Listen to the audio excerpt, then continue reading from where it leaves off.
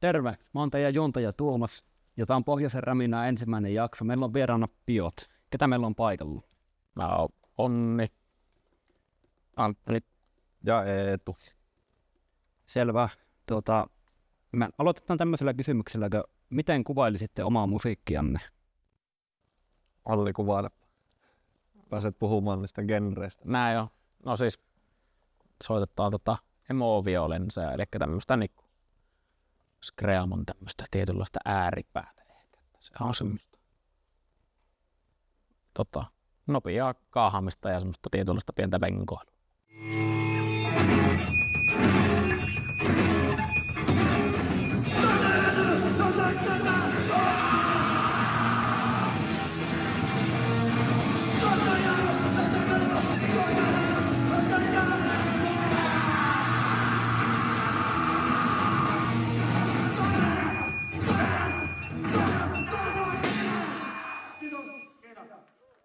No, miten Piot on saanut alkuunsa?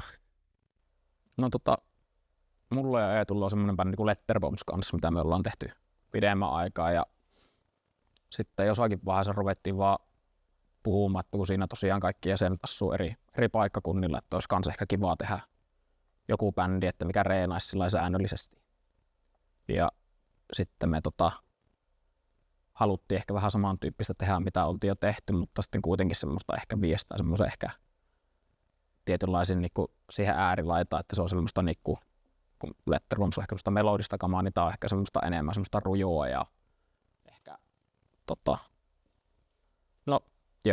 huomattavasti rujompaa kamaa. Ja sitten tuli mieleen, että no Aapo ja Samilla on kans sitten tykkää ehkä just näistä samoista bändeistä, mitä niinku mietittiin, että mikä tyyppistä voisi olla, niin, niin sitten kysyttiin Samia ja Poristi asiasta, oli kyllä viime vuoden loka-marraskuussa. Varmaan joo. Jep. Ja Snookerissa pidettiin kokous. Kyllä. Että mitä musassa on ja mitä ei ole. Kyllä. Ja sitten nopeasti sitten Anttoni tuli kuvia, kun alettiin miettiä, että kuka tulisi soittaa bassoa kuin Valkeni, että meikä soittakin rumpuja.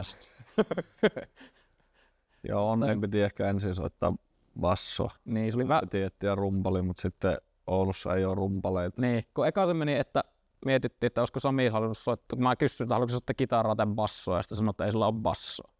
No sitten mä ajattelin, että mä voin soittaa bassoa. Ja sitten kun me ei oikein löytty rumpalia, niin sitten mä ajattelin, että mä voin kokeilla soittaa. Ja sitten Anttoni tuli sitten. Joo, piti vähän miettiä, että kehtaako ottaa vielä uutta bändiä, mutta kun ei tule laittaa sitten sitä kamaa, sehän oli varmaan se eka EPn biisit. Joo, neljä. Reenattu, tai niin kuin olitte jo soitellut niitä, niin kyllä se vakuutti sen verran, että ei kieltäytyy. Kyllä. Seuraava kysymys olisi ollutkin, että miten olette päätynyt tekemään tämmöistä kampetta, mutta siinähän se tuli aika tiivistä. No joo, siinä. Ehkä siihen vielä sillä, että just ajateltiin, että halutaan tehdä semmoista rujompaa ja ehkä jopa tietyllä tavalla ehkä semmoista jonkinlaista vähän ehkä semmoista noisen rock-meininkiä toi jollain tavalla siihen mukaan. Ja sitten no totta kai vielä kun Samin kanssa poristiin ja näin, niin sehän tuli sitten aika hyvin sitten kuvioihin mukaan. En tiedä välittyykö se miten, mutta jotakin semmoista kokeilta. Ja kyllä se ehkä tuntuu, että tuo on sellainen bändi, jolla voi tehdä aika niin, tosi monenlaista, niin silti se, kun ne alaset on siinä, niin se kuulostaa siltä.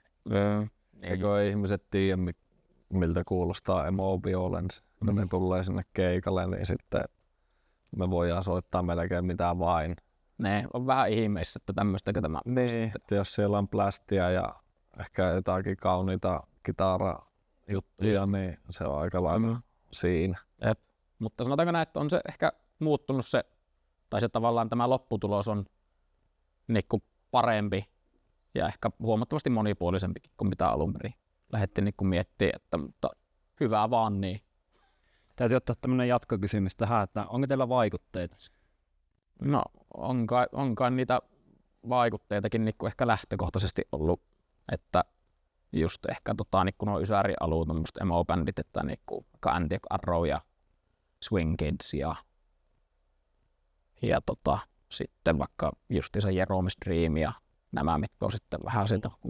Niin, ja Lokuust on kyllä kans sitä, ja Usurption Absotti, just tämmöiset tavallaan, missä oli kans sitä, että tavallaan sitä syndikka-puolta, että kun sattuu, että nyt Eetullakin bändi, missä se soittaa, niin, niin kun ehdotti tämmöistä villikorttia, että saisiko sitä jotakin syndikkaa tai jotain sinne mukaan, niin ehdottomasti otettiin Avosidin vastaan, mutta ne ehkä, ja sitten on sieltä nyt vaikka mitä muutakin, mutta ehkä nuo on semmosia niinku, mitkä nousi niinku esille sitten aika nopeaa, vaikka just siellä snookerissa tai sitten reenissä. Joo. No tähänkin tuli jo hyvä vastaus, mutta minkälaista soittohistoriaa tältä löytyy ja miten se on verrattavissa Piotin musiikkiin? No, ei voi aloittaa. Aloita vaikka sinä. Me on grindiä tehnyt on varmaan 15 vuotta kohta. Ollaan Nistikolla tehty, kunnes kuopattiin se ja sitten Onnen kanssa sitä Letterbombsia ja Antonin kanssa ollaan sitten hardcorea soitettu Kiroot-bändissä jokunen vuosi ehkä.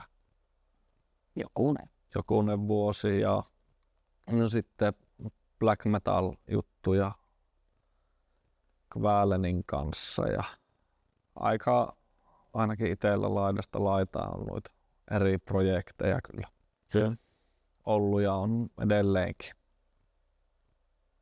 No, mä soitin pitkään noisen rockia tai mikä se oli noisen rockia, semmoista Oulun meininkiä ja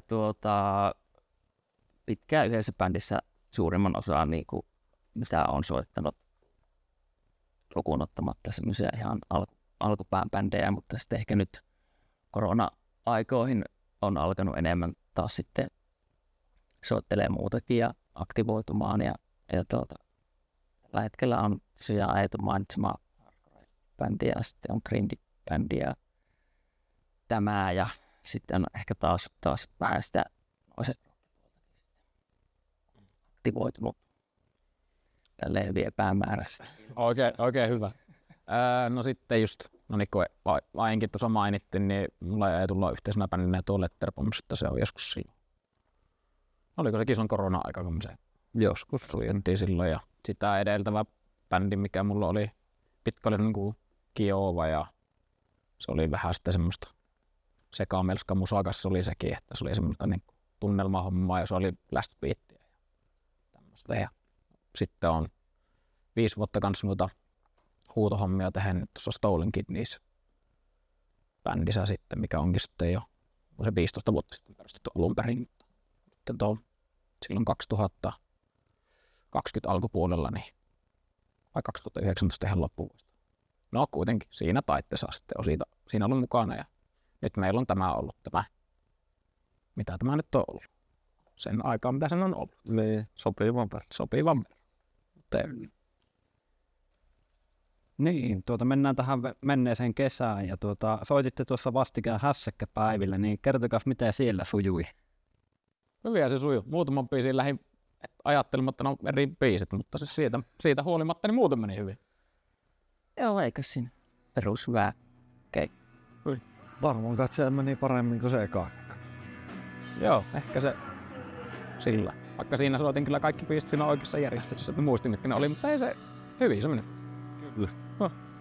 No, minkälainen vastaanotto omasta mielestä oli hässäkkäpäivän yleisöltä? Kyllä se ainakin tuntui, että ihmiset tykkäsivät. Ainakin jälkeenpäin tuli moni sanomaan, että oli hyvä. Ja aika yllättävää. Joo. Tosi paljon hyvää palautetta. Yllättävän positiivinen palaute. Kyllä. Kuitenkin tuommoista erikoismusaa, joka ei välttämättä niinku siihen päälaatikkoon noilla festareilla istu. Siihen nähdään niin todella hyvää. Kyllä. Tuntuu hardcore-ihmisetkin tykkää. Se on aina positiivista kuulla. Näin on. Julkaisitte tuossa keväällä ensimmäisen demon, niin onko työ alla lisää materiaalia? Joo, meillä ollaan yksi splitti ollaan. No Sami varmaan sanoo, että se on kokoelma. mutta siis semmonen pieni julkaisu. Oot siinä niinku, 2 vai 3 biisiä, riippuu miten se ajattelee.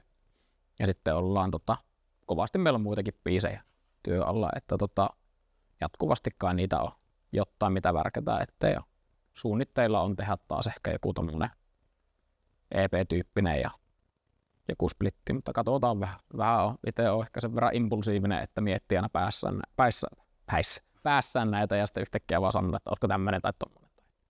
Mutta katsotaan. Emme vielä oikein tiedä. Nyt pitäisi varmaan niitä alkaa katsoa, kun tuo keikka soitettu ja keskitetty siihen. Mutta on paljon aiheita, mitä tehdä. Heitän tämmöisen kysymyksen, että onko fyysisiä painoksia tulossa? On siitä tuosta demo EP, millä nimellä sitä haluaa sanoa, niin siitä pitäisi tulla kasetti. Se julkaisi tuo Jeansin Creamers Jenkeissä. Siinä on ollut ilmeisesti jonkinlaista ongelmaa niiden kasettien teossa, kun se on joku, mä en tiedä, onko se yhden kaverin pyörittämä lafka, mutta siitä pitäisi tulla. Sitten on ollut puhetta kans yhden toisen lafkan kanssa jostakin sitten niin Euroopassa siitä jonkun painoksen kanssa, mutta sitä pitää ehkä vielä keskustella ja katsoa, miten se sitten. Kyllä niitä tulee. Kyllä.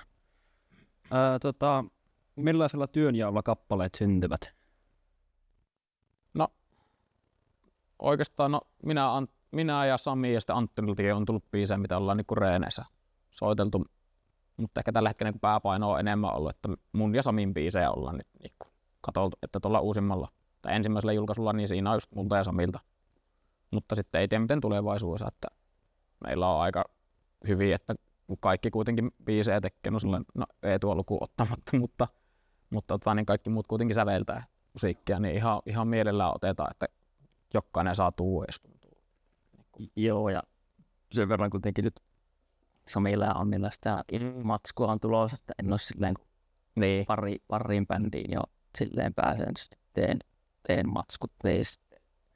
En ole kauheasti ressannut niitä antanut silleen, että en ole puuttanut sitä omaa kamaa vielä niinkään, mutta tässä on aika kaikenlaista yllä. Kai ne menee monesti, että Onnilla on joku ajatus, että miten biisi menee ja se laittaa sen Samille ja sitten Sami muljauttaa sen jotenkin omalla tavallaan ja keksii siihen oman intron ja outron ja niin. Sitten Antonin kanssa pähkäillään siinä vieressä, että miten nämä hommat nyt soitetaan tähän. Ja sitten Antoni saa nopeasti kiinni, että miten ne bassot menee ja sitten me pähkäilen niitä synajuttuja ja nämä huutaa Sami ja Onni mulle, että soita C, soita D ja sitten me katselen sitä laitosta, että mistä snapista niitä nyt soitetaan. Näin. Kyllä sieltä aina niitä löytyy niitä oikeita nappeja. Joo, mä tykkään sitä hetkestä, kun Sami ja Onni näyttää jonkun uuden biisin ja sitten me Eeton kanssa katsotaan sen aikana. Tää. Jep, kyllä se aiheuttaa kummastusta. Ja mitä just tapaa. Näin, mutta joo. Miltä keikkarintamalla näyttää? Tällä hetkellä meillä ei ole nyt ollut mitään sovittuna. Kyllä me ollaan nyt mietitty noita, että nyt lähinnä otellaan ehkä vahvistusta yhdestä keikasta tai varmistusta, että miten se, että itsellä on tuolla perhe-elämän puolella aika kiireistä nyt, että tavallaan se vähän niin kuin sittoo nyt sitten kotiin päin, mutta kyllä meillä on tarkoitus niin kuin aktiivisemminkin keikkailla ja ollaan niin kuin sitä jonkun verran suunniteltu, että kyllä se jossakin kohdin varmasti tuonne niin kuin Etelä-Suomen päin olisi niin kuin tarkoitus sitten niin kuin lähteä soittelemaan, että siellä on kuitenkin tuttuja tyyppejä ja bändejä ja kenen kanssa olisi kiva päästä vetää. Ehkä tämä varsinkin tämä hässikkäpäivän jälkeen niin tuntuu, että siellä olisi sitä kiinnostustakin, että kun tosiaan ei ollut mitään hajua, että mikä se vastaanotto on, mutta tuntuu, että ehkä se sielläkin olisi semmoinen, että ihmisiä kiinnostaisi, niin mielellään sinne päälle heitä. Ja sitten toki muuallekin, jos on nyt mahis. Kyllä. Tähän loppuun vielä, niin mikä on Biotin tulevaisuus? Varmaan tehdä tuota sekoilumusaa pitäisi. Paljon splittejä. Joo, se on. Ja paljon splittejä ja jonkun verran keikkoja. Ei, tehdään aina kun keretään ja joo, mahdollisimman paljon splittejä. Niin, me ollaan niinku pyritty noissa äänityksissä ja vähän oikeastaan kaikessa semmoiseen omaa toimisuuteen, että ei tarvittaisi ulkopuolisia tahoja siihen äänittämiseen tai miksaamiseen tai kansiin tai mihinkään, että pystyttäisiin silleen omavaraisesti tekemään kaikki jutut. Jep. Niin, semmonen ketterä malli. Kyllä, että tavallaan tosi matalalla kynnyksellä sitten alkaa niin kuin nauhoittaa juttuja ja noita, että sitten toki jos tulee jotakin, että tarvii jossakin jotakin ulkopuolista jeesiä, niin on kaveripiirissä tosi osaava väkiä, mitkä sitten tulee kyllä auttamaan, että on kyllä hyvä, mutta nyt tavallaan tarkoituksenakin on ollut, että niin kuin tosi jotenkin omavaraiseksi tehdä tuo touhu, että pystytään tosi matalalla kynnyksellä vaikka reenaamaan joku julkaisu tai useampikin julkaisu, mutta siis tietty pompsi biisejä ja sitten nauhoitetaan itse ja miksataan itse ja katsotaan sitten julkaisukuviot ja Antoni meillä on noita graafisen puolen hommia pystyy kanssa tekemään ja sitten niin ketään tahansa muutenkin ulkopuolella, ketä tuttuja, jotka haluaa kansihommissa auttaa, pystyy tekemään, niin se on ollut sitten sitä semmoista, tää hyödynnettä. Mutta joo, kyllä siinä on. Tässä oli Pohjois-Räminä ensimmäinen jakso. Pysytään tutkalla. Pohjois-Räminä!